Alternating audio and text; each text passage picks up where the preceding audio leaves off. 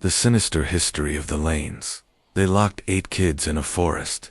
Cellar for 12 years, the Cascade Mountains of Washington State have always harbored secrets beneath their towering Douglas firs and ancient cedars. Dense forests stretch for hundreds of miles, creating a wilderness so vast and remote that entire communities could disappear without a trace. It was in this primeval landscape, 47 miles from the nearest town of Cedar Falls, that the Lane family built their compound in 1998, and where they would commit crimes that defied human comprehension for the next 12 years. Daniel and Rebecca Lane had arrived in the Pacific Northwest carrying the wounds of a society they believed had betrayed them, both in their early 30s. They presented themselves to the few neighbors in their remote area as homesteaders seeking a simpler life away from the corruption of modern civilization. Their property, a 127-acre tract of dense woodland, accessible only by a narrow dirt road, seemed perfect for their stated goal of self-sufficient living. What their scattered neighbors didn't know was that the Lanes carried with them a darkness that would soon manifest in ways that challenged every assumption about the boundaries of parental authority and human cruelty. The Lane compound began modestly, a simple log cabin, solar panels, and the typical infrastructure of off-grid living. Daniel, a former construction worker, possessed the skills necessary to build their isolated homestead without outside assistance. Rebecca, who had trained as a nurse before their retreat from society, provided the medical knowledge that would prove crucial to their future crimes. But it was what Daniel built beneath the forest floor that would define the Lane family's true legacy. Construction of the underground cellar began in 1999, ostensibly as a root cellar for food storage and emergency shelter. The project, which Daniel completed over the course of 2 years, was far more elaborate than necessary for its stated purpose. The cellar extended 20 feet underground, reinforced with concrete walls, and equipped with a ventilation system that drew air through carefully concealed forest floor vents. The first Lane child, David, was born in 2000, delivered at home with Rebecca's medical training ensuring a safe but completely undocumented birth. Over the next 5 years, 7 more children would join the family. Sarah, 2001. Michael and Matthew, twins born in 2002. Jennifer, 2003. Rebecca Jr., 2004. Thomas, 2005. And finally, little Emma, in 2006. To the outside world, the Lane family simply didn't exist. None of the children had birth certificates, social security numbers, or any form of official documentation. They had been born into a shadow existence, as invisible to government oversight as the underground cellar that would soon become their prison. The transformation from unconventional family to criminal enterprise began gradually, rooted in Daniel Lane's deteriorating mental state and his growing obsession with control. Military records, later discovered by investigators, revealed that Daniel had served 2 tours in Iraq and had returned with severe, untreated post-traumatic stress disorder. His experience in combat zones had left him with a pathological need to control his environment and a paranoid fear of external threats. Rebecca's role in the family's descent into darkness was more complex. A former victim of childhood abuse, herself, she had developed a trauma response that manifested as complete submission to Daniel's authority. Her nursing background, which could have been used to protect her children, instead became a tool for maintaining their captivity under conditions that would have killed them without medical intervention.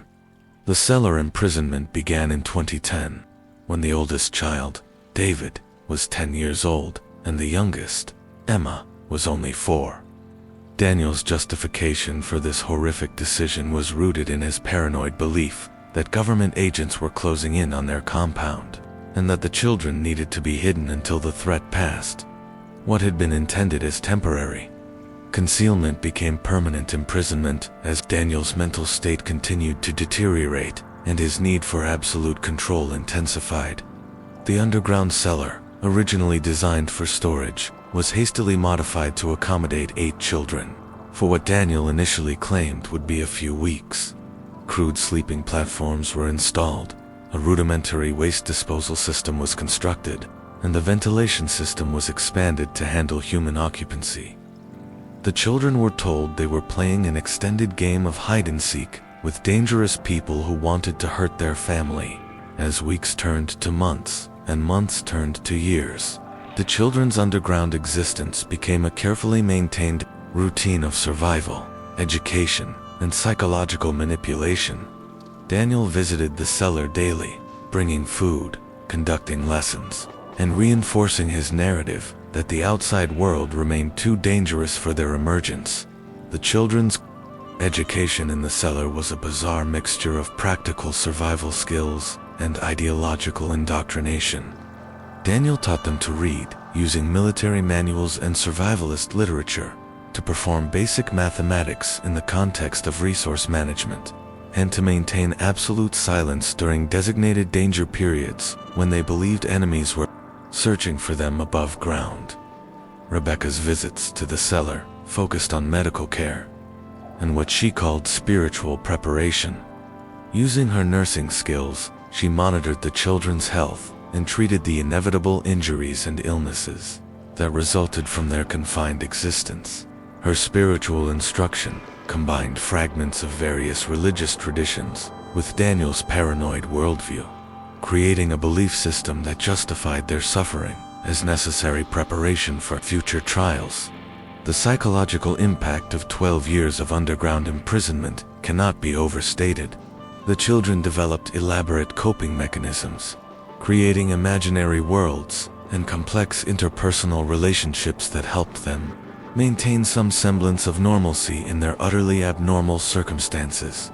The older children assumed parental roles for the younger ones, creating a secondary family structure within their prison that provided emotional support and stability. David, as the oldest, became the unofficial leader and protector of his siblings.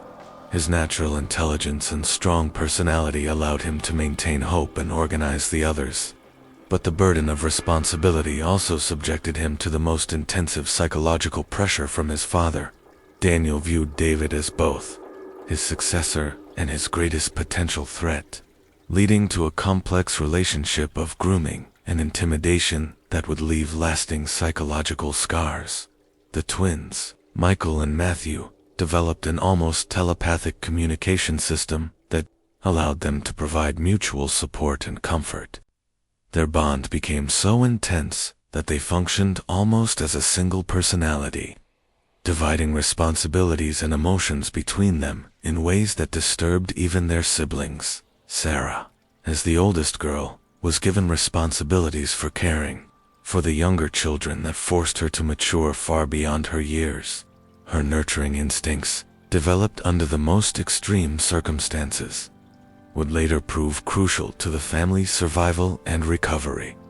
The younger children, Jennifer, Rebecca Jr., Thomas, and Emma, had no clear memories of life above ground. For them, the cellar was reality, and their parents' stories about the dangerous world above were the only context they had for understanding their situation.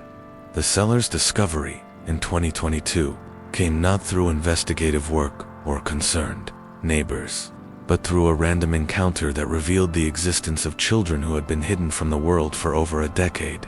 A severe windstorm had damaged the cellar's concealed ventilation system, and Daniel had been forced to make emergency repairs that involved surface work during daylight hours.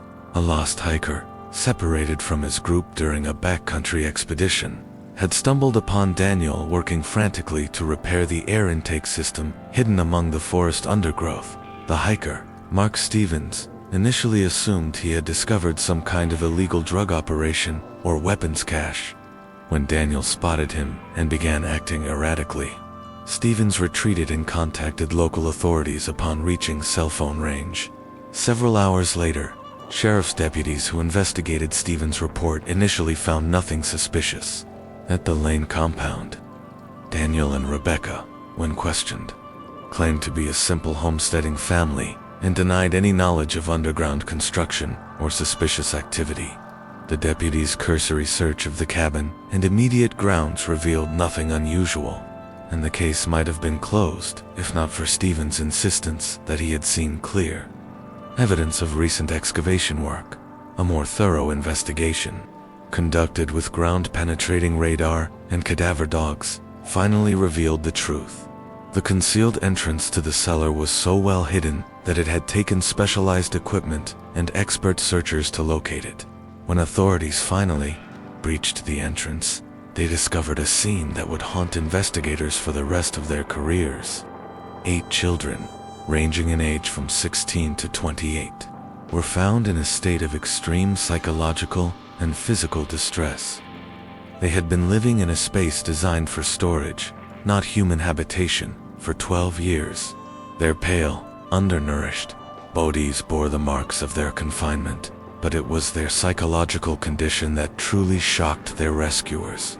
The children cowered in terror from their rescuers, begging to be returned to their underground prison rather than face what they had been taught to believe was a hostile world above.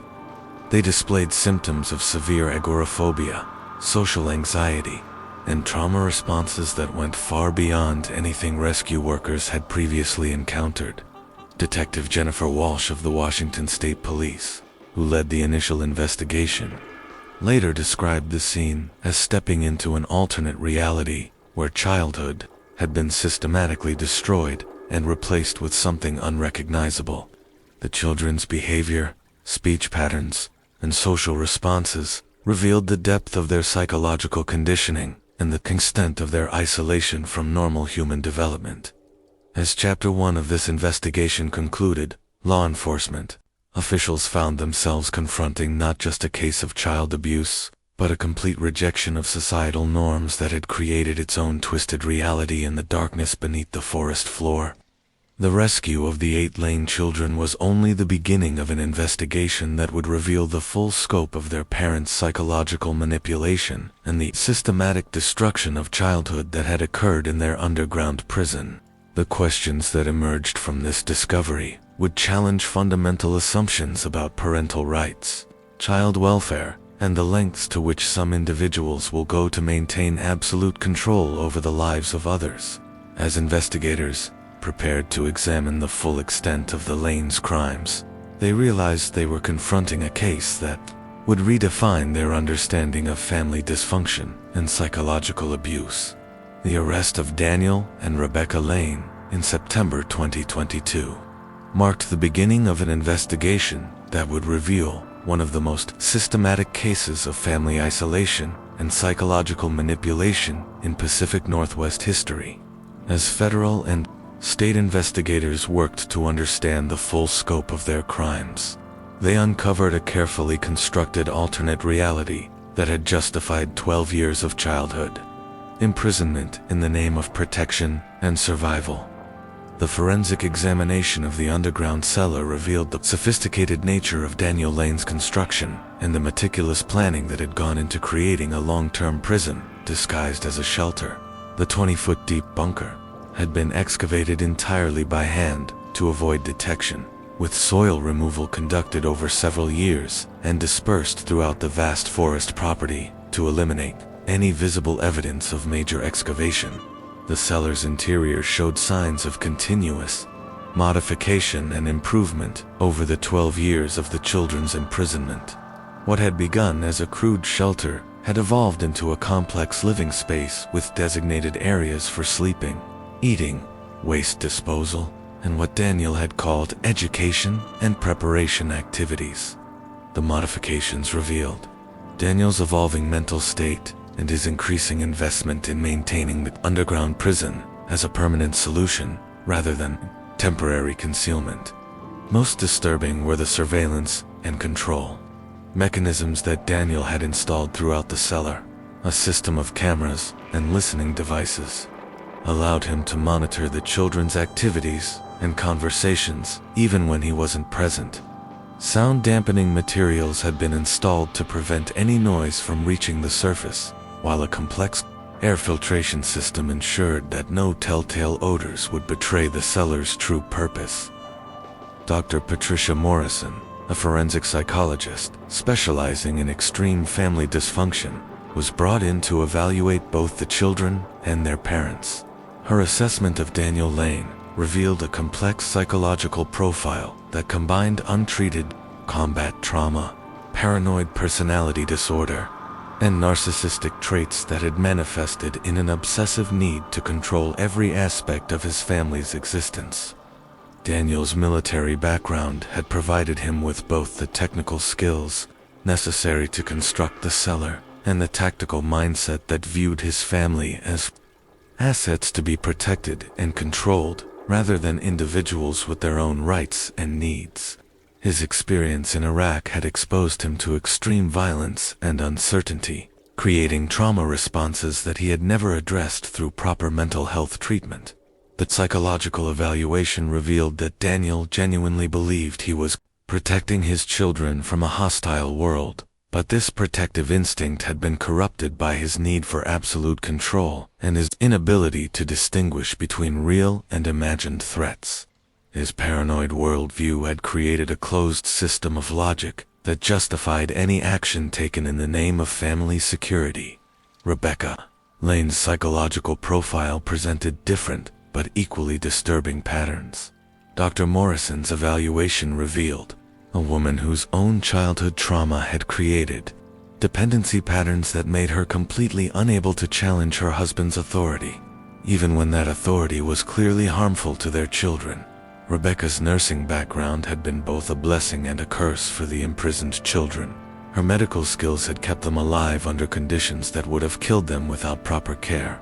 But her professional knowledge had also been used to justify the continuation of their imprisonment. She had convinced herself that as long as their basic medical needs were met, the psychological damage being inflicted was acceptable. The children's rescue and initial treatment presented unprecedented challenges for child welfare authorities and mental health professionals. Dr. Sarah Chen, who led the therapeutic team, found herself dealing with cases that fell outside all existing categories of child development and trauma recovery.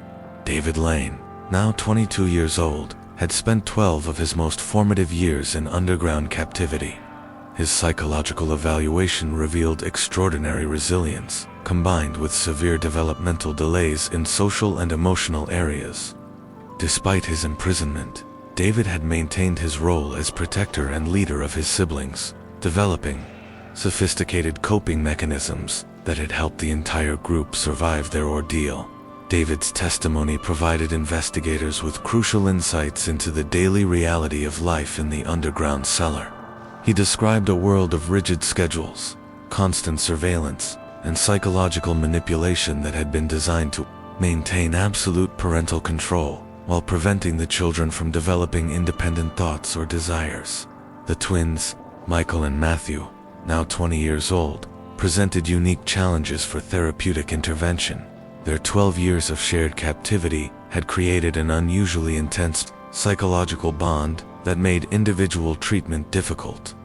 They had developed their own private language and communication systems that allowed them to function almost as a single entity, sharing emotions and thoughts in ways that concerned their therapists. Sarah Lane, at 21, had become the primary caregiver for her younger siblings during their imprisonment. Her psychological profile revealed severe anxiety disorders combined with hypervigilance and protective instincts that had been developed under extreme stress. Her recovery required careful attention to her need to maintain control over her environment, while gradually learning to trust outside authority figures. The younger children presented different but equally complex challenges. Jennifer, 19, Rebecca Jr., 18, Thomas, 17, and Emma, 16, had spent most or all of their conscious lives in the underground cellar. Their understanding of normal social relationships, technology, and contemporary society was virtually non-existent. Emma, the youngest, had been only 4 years old when the family's underground imprisonment began. She had no memories of life above ground and initially refused to leave the cellar, even after rescue. Her psychological evaluation revealed severe agoraphobia and attachment disorders that required intensive therapeutic intervention. The legal case against Daniel and Rebecca Lane presented unusual challenges for prosecutors, attempting to categorize crimes that seemed to exist outside normal legal frameworks. Traditional charges of child abuse and neglect seemed inadequate to address the systematic nature of their actions and the sophisticated methods they had used to maintain control over their children for more than a decade. The prosecution ultimately pursued charges of kidnapping, false imprisonment, child endangerment, conspiracy to commit child abuse, and multiple counts of psychological torture. The kidnapping charges were particularly significant, as they recognized that the children had been held against their will despite being in the custody of their biological parents.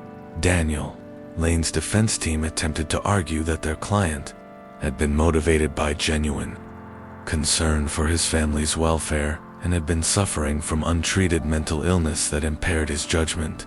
They portrayed him as a traumatized veteran whose combat experiences had created paranoid thoughts that led to misguided but well-intentioned protective actions. This defense strategy failed when prosecutors introduced evidence from Daniel's extensive journals and video recordings that revealed his enjoyment of the absolute power he wielded over his family. The materials showed that his motivation had evolved over time from protective paranoia to sadistic pleasure in controlling every aspect of his children's lives. Rebecca Lane's defense centered on claims of psychological manipulation and domestic abuse by her husband. Her attorneys argued that she had been as much a victim as her children, trapped in a system of control that had gradually escalated over decades of marriage.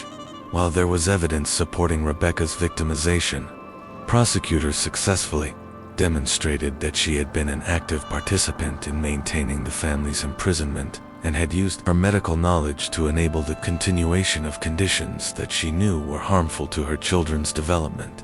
The trial, which lasted 8 months, became a national media sensation that raised fundamental questions about parental rights, mental health treatment for veterans, and the responsibility of society to identify and intervene in cases of extreme family dysfunction. In March 2024, Daniel Lane was sentenced to life in prison without possibility of parole on multiple counts of kidnapping and child endangerment. Rebecca Lane received a sentence of 50 years to life, with the possibility of parole after 40 years. The sentences reflected the court's recognition that their crimes represented not momentary lapses in judgment, but more than a decade of systematic psychological destruction. The rehabilitation of the 8 Lane children continued long after their parents' conviction. Placed in specialized therapeutic facilities designed to address extreme isolation trauma, they slowly began the process of learning to navigate a world they had been taught to fear and avoid. David, as the oldest and most psychologically resilient, eventually developed sufficient independence to live in supervised housing and pursue vocational training. His journey from underground prisoner to functioning adult became a testament to human resilience and the possibility of recovery even from the most extreme psychological abuse. The twins, Michael and Matthew, required more intensive long-term care as therapists worked to help them develop individual identities separate from their shared prison experience. Their progress was slower but steady as they gradually learned to function as separate individuals while maintaining their strong emotional bond. Sarah's recovery focused on learning to trust others with caregiving responsibilities and developing her own identity separate from her role as protector of her siblings. Her intelligence and natural leadership abilities eventually allowed her to pursue education and career goals that had been impossible during her years of underground captivity. The younger children's rehabilitation required careful, gradual exposure to normal social experiences and technology. With intensive therapy and patient support, they began to develop the emotional and social skills that had been systematically suppressed during their underground years. By 2025, 3 years after their rescue, all 8 children had made significant progress in their rehabilitation, while they continued to struggle with anxiety and trust issues. They had begun to form healthy relationships with their therapeutic support teams and were slowly developing the life skills necessary for eventual independence. The Lane family compound was eventually sold and converted into a therapeutic retreat center for families recovering from extreme isolation and abuse. The underground cellar was filled with concrete and sealed permanently, but the site serves as a reminder of the importance of maintaining vigilance for families living in dangerous isolation. The case prompted legislative changes in Washington state and several other jurisdictions, establishing new protocols for investigating families who attempt to completely remove their children from societal oversight. These laws recognized that extreme isolation itself could constitute a form of child abuse. Regardless of the parents' stated motivations, the sinister history of the Lane family serves as a disturbing reminder that the most dangerous predators often hide behind facades of protection and care. Their story demonstrates how untreated mental illness, combined with absolute authority over vulnerable individuals, can create private worlds of suffering that exist completely outside society's awareness or ability to intervene. Today, the 8 Lane children continue their journey toward healing and independence, supported by therapeutic professionals who understand the unique challenges of recovering from extreme family control. Their courage in adapting to a world they had been taught to fear serves as a testament to the human spirit's capacity for resilience and growth, even after the most systematic destruction of childhood innocence. The forest that once concealed their suffering now stands as a symbol of both the darkness that can hide in plain sight and the possibility of emerging from even the deepest shadows into light, healing, and hope for the future. Thank you for watching another tale unfold here on NW Storytime. Every story hides a secret, and tonight you uncovered another one. Tell me in the comments where you're watching from. I'd love to know how far these stories travel. If you enjoyed this mystery, don't forget to like, share, and subscribe. It helps us keep the secrets alive. Until next time, stay curious,